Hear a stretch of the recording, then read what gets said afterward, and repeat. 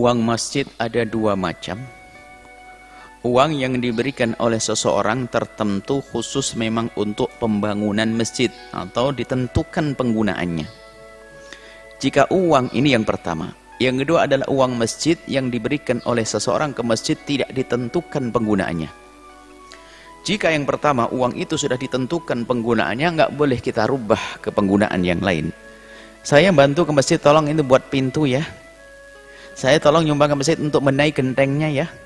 Saya masjid untuk mengganti keramiknya ya. Maka tidak boleh diganti yang lainnya karena sudah tertentu.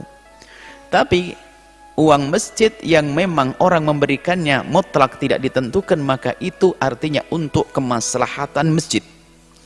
Bisa dibelikan pintu, bisa dibelikan genteng, bisa juga untuk memberikan bantuan kepada tukang adzan dan marbotnya, orang yang bersihkan masjid dan sebagainya.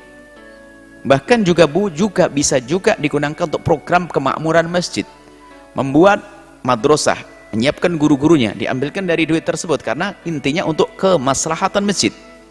Dan termasuk diantaranya adalah bisa digunakan untuk ya meramaikan masjid karena buka bersama di masjid, sah. Karena kepentingannya di masjid, untuk meramaikan masjid. Karena orang ingin sholat berjamaah, tapi kalau buka di rumah nggak akan sholat di masjid. Karena dia buka di masjid, takjil di masjid, maka dia akan sholat di masjid. Maka masih ada hubungannya dengan masjid. Tapi nggak boleh Anda kirim buka bersama di rumahnya Pak Haji ini diambilkan dari duit masjid. Oh, nggak boleh begitu. Jika buka bersamanya di masjid atau takjilnya di masjid, berarti ini masih dalam irama untuk kemakmuran masjid, keramian masjid. Ini bisa diambilkan dari uang masjid kelompok yang kedua, tidak ditentukan kepentingannya, keperluannya, tapi keperluannya adalah untuk kemaslahatan masjid.